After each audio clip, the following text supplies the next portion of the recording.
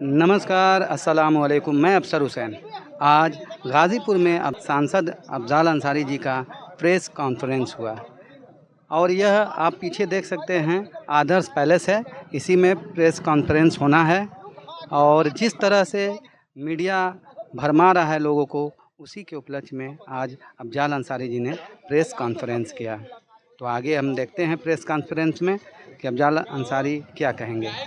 आगे देखते हैं। सीट जहाँ का नौजवान, किसान, सर्व समाज के लोग, पढ़े लिखे शिक्षित लोगों ने एक मुश्त समाजवादी पार्टी इंडिया गठबंधन के प्रत्याशी के चुनाव चिन्ह साइकिल पर मतदान किया है। इस आंकड़े को भी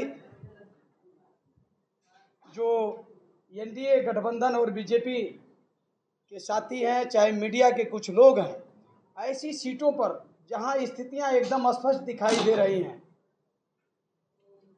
उसको भी ये नहीं मान रहे हैं।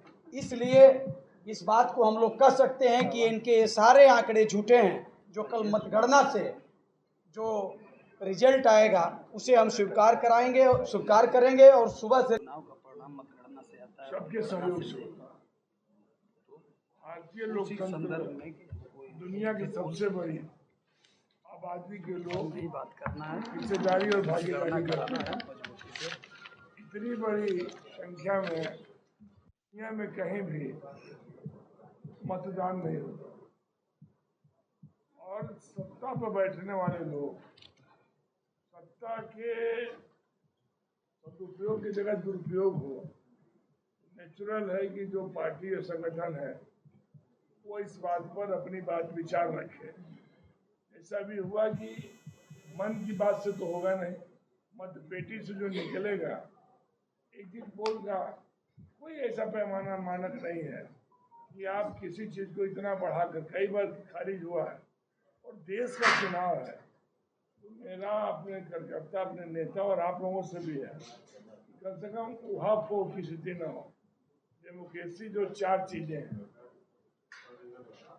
विधायिका, कार्यपालिका, न्यायपालिका और चौथा स्तंभ पत्रकारिता, एक दूसरे को हर आदमी सहयोग में हम लोग बैठ भी गए हैं। जी ने आमंत्रित किया और आप लोग आए। आज की प्रेस कॉन्फ्रेंस कदाचित इस विषय को लेकर के है कि जो पहले से बना बनाया हुआ एक प्रोग्राम के अनुसार कई चैनलों की ओर से सर्वे और एग्जिट पोल का अपना आंकड़ा दिखाया गया है। उससे जो भ्रम की स्थिति फैली है, उस भ्रम की स्थिति में इतने बड़े लोकतांत्रिक देश में जनता को गुमराह करना भी एक बहुत बड़ा अपराध है और उतने बड़े पैमाने पर भ्रम फैला देना भी एक बड़ा अपराध है और ये सुनियोजित है। बिल्कुल क्लियर कट ये 100% सत्य है कि जो एनडीए गठबंधन अभी तक सत्ता में था, इसकी सत्ता की समाप्ति निश्चित रूप से हो चुकी है। कल वो लोग इस देश के लिए इतिहास बन जाएंगे, वर्तमान नहीं रह जाएंगे। अब आज भर का दिन है, जितना उस पर सजा संवार लिया जाए। गाजीपुर में भी जीत रहा है एनडीए, तो दिल के बहलाने को गालिब ये ख्याल अच्छा है। पूर्वांचल की अभी भी मेरा दावा है कि 2 सीटों को छोड़ के सारी की सारी सीटें इंडिया गठबंधन जीत रहा। 13 सीटों में जो लास्ट राउंड का चुनाव हुआ, मात्र 2 सीटों पर फाइट है। एक सीट महामहिम प्रधानमंत्री श्री नरेंद्र मोदी जी की, लेकिन बहुत कांटे की टक्कर है, और दूसरी सीट गोरखपुर की। बाकी सारी सीटों पर चुनाव हार चुके हैं लोग। सपना देखना कि लाभार्थी समूह हमको वोट कर गया है, ये सपना टूटेगा इसी गाजीपुर में। देखिएगा लाभार्थी समूह किसको वोट करेगा। आप भी कल मिलोगे, हम भी कल मिलेंगे। कल 12 बजे के बाद खैरियत हम आपकी पूछेंगे, आप मेरी पूछ लीजिएगा। इस सपने में जो 24 घंटा 36 घंटा देश की जनता को गुमराह करके, भ्रम फैला करके गांव-गांव में लोग विचलित हैं, भीड़ इकट्ठा होगी, क्या मिलेगा?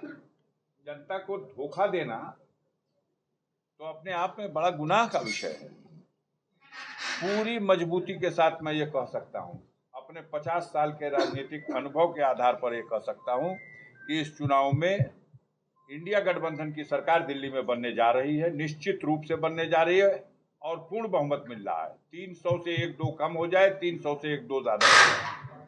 272 वो आंकड़ा है जो सबको चाहिए सरकार बनाने के लिए, जो भी पहल करेगा उसके पास 272 होनी चाहिए।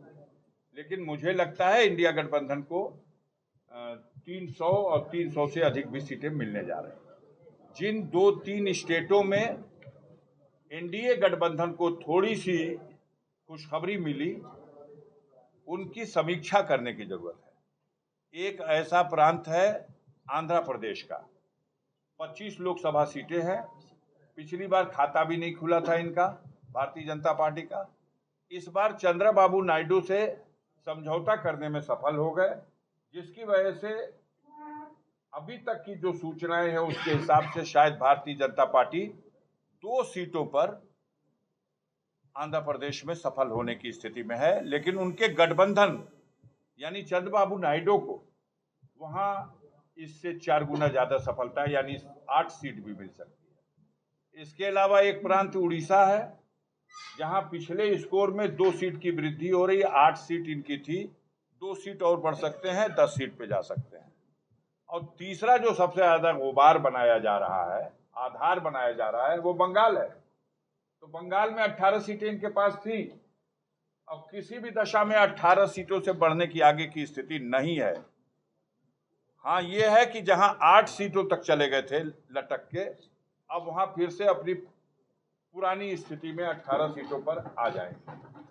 और ये जो सब देख लिया जाए, चंद्रबाबू नायडू को लेकर के और भाजपा को यानी 10 सीटों का वहां फायदा, 2 सीटों का उड़ीसा में, 12 और शायद एक आध सीट मिल जाए बंगाल में, अगर वृद्धि भी मान ली जाए तो 12-14। एक प्रांत का नाम बता रहा हूं, नोट कर लीजिएगा, कर्नाटक, जहां 28 में 26 सीटें मिली थी, आज वहां 8 सीटें नहीं मिल रही। अकेले एक कर्नाटक में इतनी बुरी तरह से भारतीय जनता पार्टी की कमर टूटी है।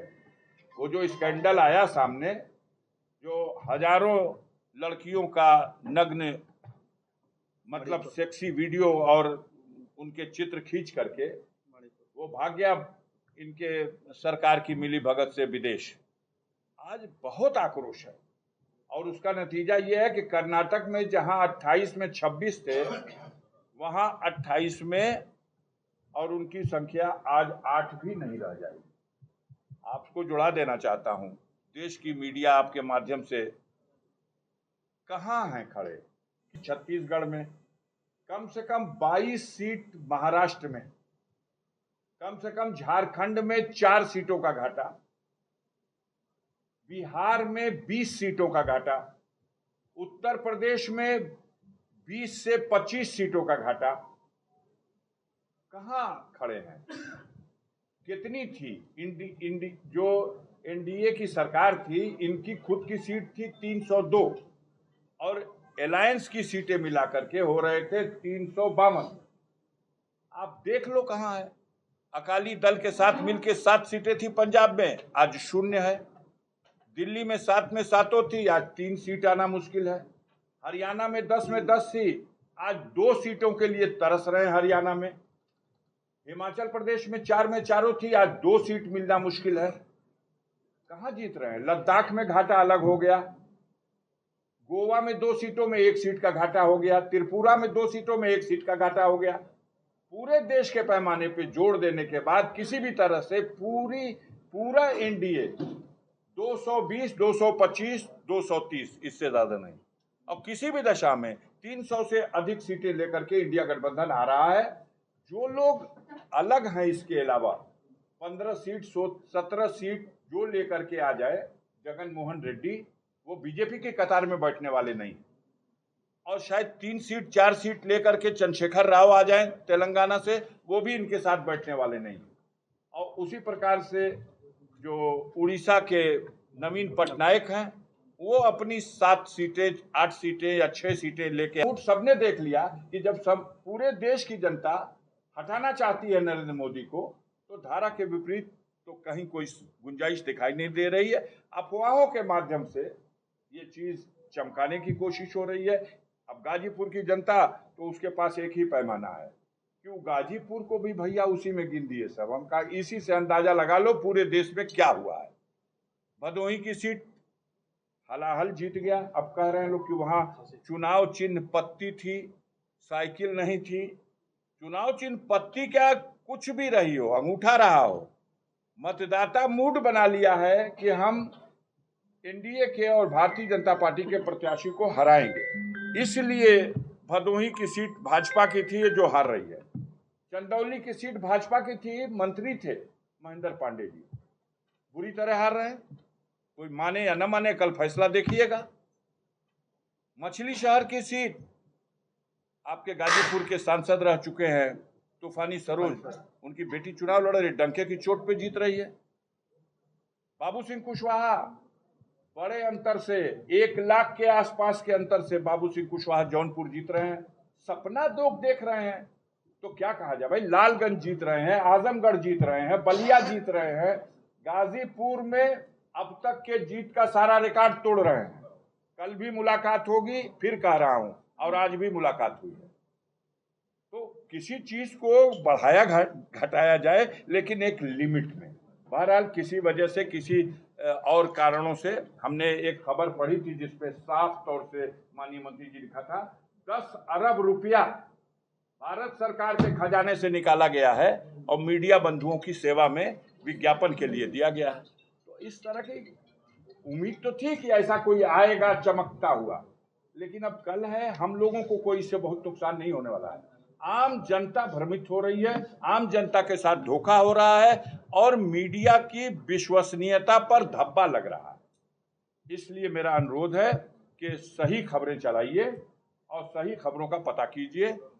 चौथे स्तंभ की हैसियत से देश में अपनी भूमिका निभाइए। देश संकट की स्थिति में है, इसको और संकट में न डालिए। बहुत बहुत धन्यवाद।